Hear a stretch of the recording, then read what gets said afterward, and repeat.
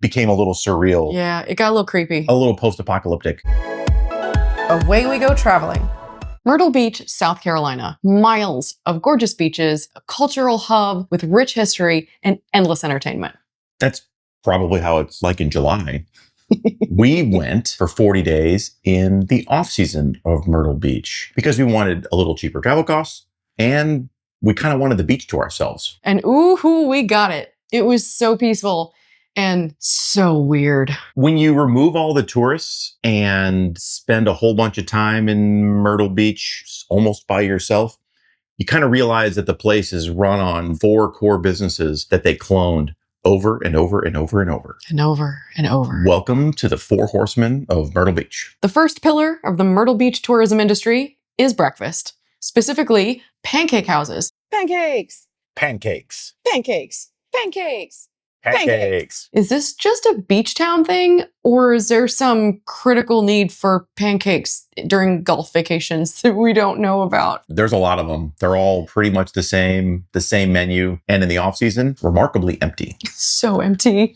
But the people you will see in there are eating the same lovely red velvet pancakes that you are. I think we ended up with maple syrup overload, which is hard to do coming from Vermont, but it was still fun. Next up, welcome to the Putt-Putt Industrial Complex. Minigolf, minigolf, minigolf, minigolf. Once you're full of your pancakes, you've got to engage in the official sport of Myrtle Beach, which is minigolf. Seriously. There's not just some minigolf here. This is the Silicon Valley of putting through a windmill, and they take their theming extremely seriously. You want to putt past a velociraptor?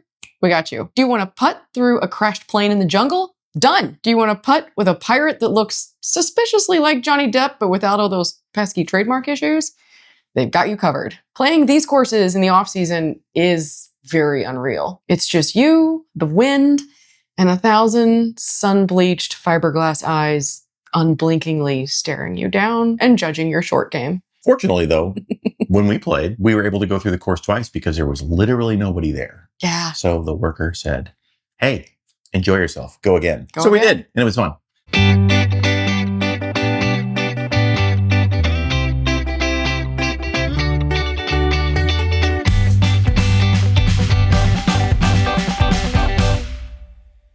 So it is a good way to save money, though. In the off-season, it's a lot cheaper. But yeah, you're going to have a lot of mini golf courses and not a lot of people playing them.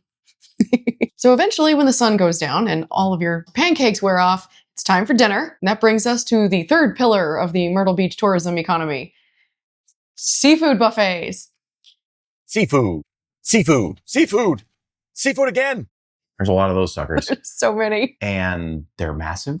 And a lot of them have huge crab or lobster statues or like guys out front. But a statue. Come in to our seafood buffet. Right. But it's not even just a statue. It is like a 1 or 2 story high.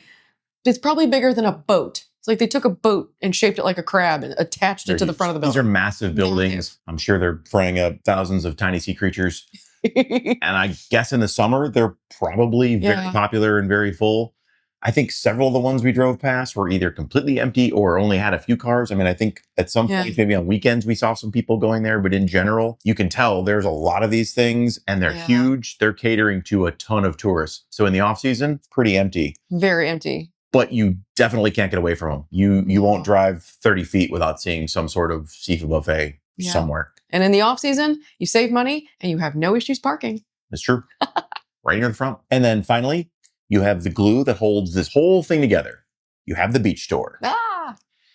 Beach store, beach store, beach store, beach store, beach store. You know these stores. They're on the corners of all the buildings. They have all the exact same chairs, all the exact same towels, all the same souvenirs, but they're dotted every building down the road. I mean, it is a huge beach community. We went there for the beach, so I can understand. Yeah. But going to the beach in the off season, even though the weather was pretty nice, we didn't need all of the beach umbrellas and beach accoutrement. It's fancy. But they definitely have a lot of it there, especially if you want t-shirts that are on sale. Oh my gosh. They were running buy one, get 10 free t-shirts, I think. In the parking lot. Pretty much the thing there. But yeah, all the beach stores were clearing out all their stuff from the off season. But these beach stores are everywhere. It's definitely a large part of their economy for for the summer season for sure. And I'm amazed that any of them can be successful at all with 25 direct competitors within 1 mile radius. I guess people just go to the one that's closest to them. I guess. Beach stores. Beach stores. And we did have a little bit of crossover because we went, I think, like the first week of shoulder season. So there was still some holdover from the summer folks that were still there. So the first week we were there were some people around and it felt sort of like a normal environment. But once that next week came and sort of everybody disappeared, it became a little surreal. Yeah, it got a little creepy. A little post-apocalyptic in some time frames, you know, especially during the day. Now on the weekends it filled back up again, but during the week it was really pretty empty. It was fun. I mean, it made the traffic lighter. It made the beach amazing. Yeah. Had our pick of that. But if you're traveling somewhere in shoulder season, you're traveling somewhere in an off season, yeah, you're probably going to have a significantly reduced amount of people there. And maybe that's a huge bonus depending on where you are.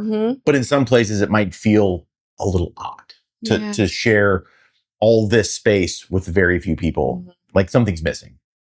So yes, we came for the quiet beach and the discounted off-season travel, and we found it. It was beautiful and restorative. It's just a little odd living in a heavily tourist ecosystem without the tourists. So what we learned was off-season is cheap, but it's weird.